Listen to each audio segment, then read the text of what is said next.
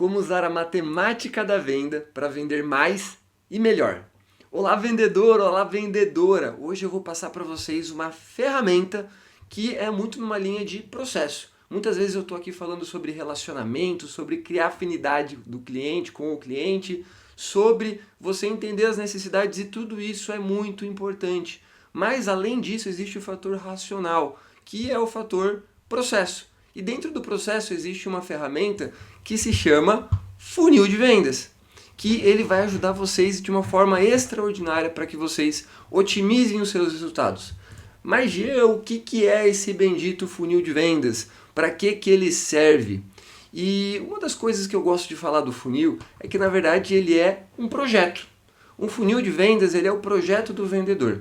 Então muitos vendedores eles trabalham somente, entre aspas aqui, na sorte. Em que sentido na sorte, Jean? Ou eles vão ligando, eles vão prospectando, eles vão falando com o cliente, mas não existe nenhum tipo de controle em relação a isso. Então se o cliente voltou, show de bola, ele voltou. Mas se ele não voltou, pô, beleza, ninguém chama e ninguém fala isso com esse cliente. E aí existem muitas vendas que são perdidas. Então o funil de vendas é uma ferramenta para ajudar você a controlar isso. E normalmente você coloca o seu funil de vendas dentro de um CRM, que é uma ferramenta para você gerenciar o relacionamento com o seu cliente, para que você entenda onde que está o cliente em cada uma das etapas da venda, para que o cliente ele não seja uma linha de, ele entrou e agora ele fechou, porque não é necessariamente assim que funciona. Muitas vezes o cliente ele entrou na ponta e ele passa por uma série de etapas para que ele chegue no final, no fechamento. E na prática, gente, o vendedor que segue processos muito bem estruturados, ele tem resultados extraordinários, justamente porque ele consegue levar para o final da venda, levar para o fechamento os clientes que estão prontos para o fechamento. E a maioria das empresas e a maioria dos vendedores não fazem isso, a maioria faz o padrão, que é o seguinte: entrou lead, o lead é aquela oportunidade, é aquele cliente provável, então entra o lead na ponta e no final sai clientes. Mas e aí? E nesse meio do caminho, o que aconteceu? Beleza, Jean, eu falei com 100 pessoas e 10 fecharam. Show de bola, você teve 10% de taxa de conversão para fechamento. Mas e os 90%? Eu perdi onde? E aí vem aquele silêncio, né? Porque a maioria dos vendedores não sabe responder essa pergunta, não sabe a informação. Só que nesses 90%, sim, existe aquela parcela que provavelmente você não vai fechar, não importa o que você fizer, mas também nesses 90% existem muitas oportunidades para que você entenda e para que você melhore o seu processo. Para isso eu recomendo você dividir o seu funil, as suas etapas, de uma forma diferente. Aqui está uma sugestão, é muito importante você entender o seu processo e criar um funil específico, mas dentro desse exemplo aqui eu tenho oportunidade, apresentação, negociação, negócio provável, os clientes que eu ganhei e os clientes que eu perdi. Então, por exemplo, Gê, o que é a oportunidade? Entrou um lead novo, entrou uma oportunidade provável. Eu fui lá e liguei para esse cliente. Eu liguei para ele e percebi, nossa, esse cliente ele não tem as dores que eu resolvo, ele não tem as necessidades e ele não é uma oportunidade. Pô, perdi cliente ali já na ponta.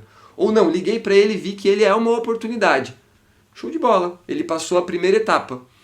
Se agora ele é uma oportunidade, agora eu vou querer entender as dores dele e vou querer apresentar para ele a minha solução. Então aí existe uma próxima etapa, ou seja, dos clientes que são uma oportunidade. Quantos eu consegui levar para uma conversa na qual eu vou fazer uma apresentação de proposta? Show de bola, agora eu apresentei a proposta. Mas não necessariamente eu iniciei uma negociação. Então quantos desses clientes que eu apresentei proposta fez sentido aquela proposta, aquela apresentação, aliás, e que eu fui apresentar uma proposta? Então quantos clientes que eu apresentei e que fez sentido levar para uma negociação de fato em si? Opa, já perdi mais alguns, mas os que foram fez sentido.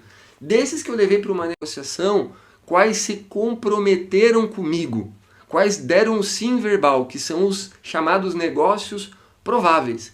Pô, show de bola, perdi mais alguns aqui, mas os que foram, a maioria vai provavelmente fechar. Inclusive, no negócio provável, provavelmente você vai ter uma taxa de conversão de mais de 90%, ou pelo menos deveria.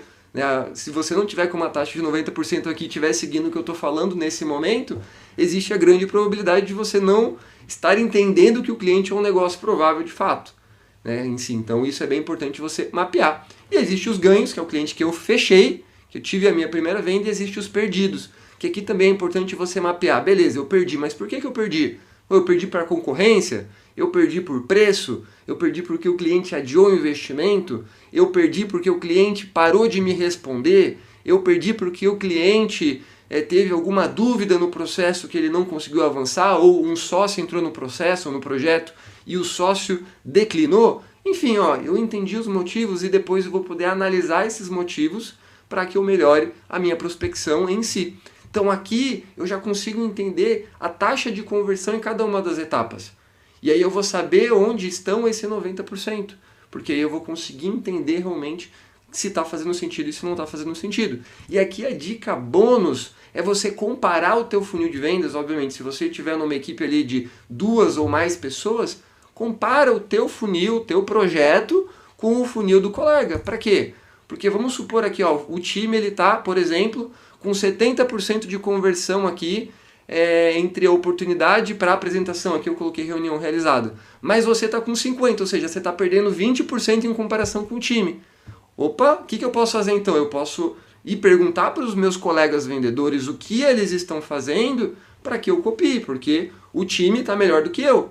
Em contrapartida, olha só, nesse exemplo que eu coloquei aqui, de apresentação de proposta apresentada para negócio provável, está 80%. Nossa, então eu estou talvez apresentando melhor a proposta. Mas já está pior em negócio provável. Ou seja, existe uma troca que você pode fazer com o teu time se você mapear etapa por etapa esse funil de vendas. Porque dessa forma você de fato vai conseguir entender o que você está melhorando e o que você precisa melhorar, aliás, e você vai conseguir ter uma assertividade para o seu fechamento. Mas e aí, você gostou dessas dicas? Se você gostou e entendeu o que é um funil de vendas e quer se aprofundar, coloca aqui nos comentários qual a sua dúvida com relação a isso e quais são as outras técnicas de vendas que você quer ver aqui no canal.